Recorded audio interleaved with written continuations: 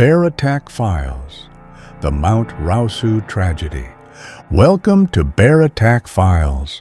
The mountain was quiet, too quiet.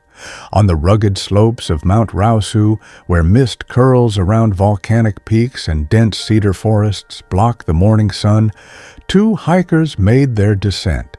Among them was 26-year-old Sota Keisuke, a man out to enjoy the raw beauty of Hokkaido's Shiretoko Peninsula.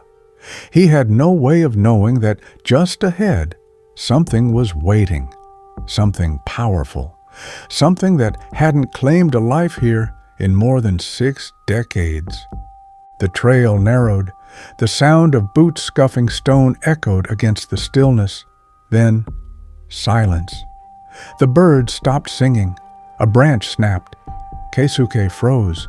His friend turned, eyes wide. Out of the shadows, it came. A massive brown bear, Hokkaido's apex predator, erupted from the undergrowth with terrifying speed. Before either man could react, it lunged, crashing into Keisuke with a force that knocked him to the ground.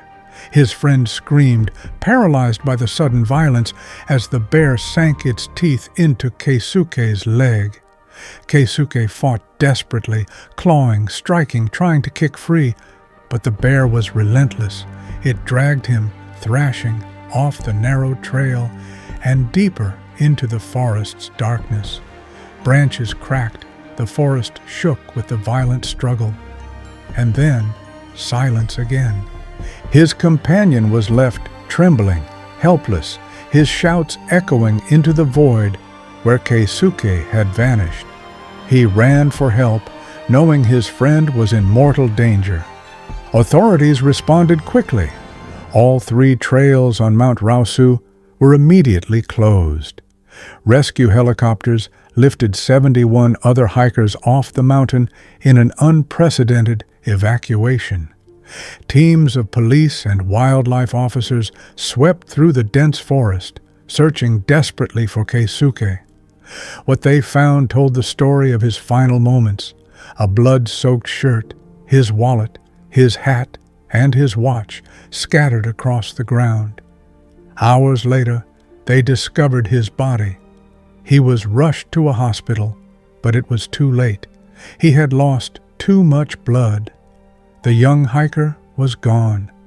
The attack shocked Japan, not just because it was violent, but because it was historic.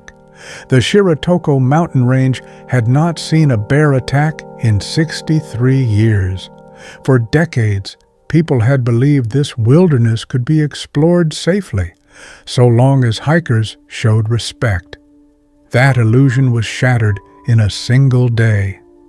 In the aftermath, hunters tracked down and killed 3 brown bears in the area.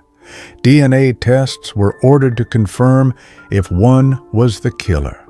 The move stirred debate. Some argued it was necessary for public safety, others that it punished animals simply for being what they are: wild, territorial, and driven by instinct. But this was not an isolated tragedy. Across Japan, bear incidents had been climbing at an alarming rate. In the year leading up to April 2024, there were 219 bear attacks, the highest number ever recorded. 6 people were killed. From the forests of Fukushima to the rugged mountains of Hokkaido, bears were crossing paths with humans more often than ever before.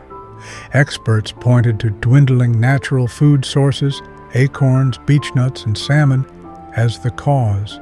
Climate change and shifting ecosystems meant bears were hungrier, ranging farther, and taking greater risks. Add rural depopulation, where fewer people remain to guard farmlands, and bears are increasingly wandering into towns, villages, and popular hiking trails. Mount Rausu became the latest and most haunting symbol of this crisis. Weeks before Keisuke's death, sightings of bears, including mothers with cubs, had been reported on the same trails. Warnings were issued, but in a land where bear attacks had become so rare, many believed tragedy was unlikely. That morning proved otherwise. Imagine being Keisuke's friend, the only witness, standing there, powerless, watching a companion vanish into the woods, knowing no weapon, no spray, no defense in that moment could have stopped what happened. That image haunted rescuers, locals, and hikers alike. For Japan, the tragedy forced difficult conversations.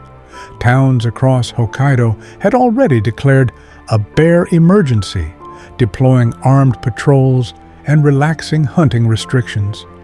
But could such measures truly prevent another attack? Or was this the unavoidable reality of living so close to one of nature's most formidable predators? The story of Keisuke is not just about one man and one bear. It's about the thin line we walk whenever we step into wild places. A line between awe and danger, between beauty and horror.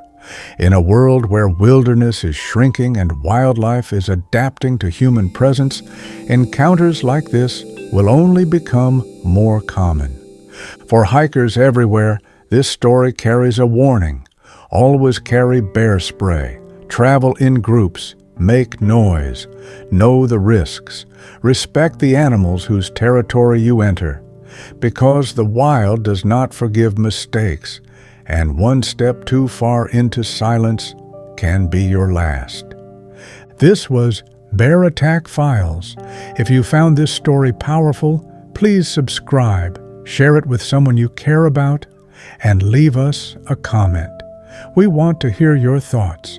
And I'll leave you with this question. If you were on that trail, faced with a charging bear, what would you do? Fight, run, or freeze?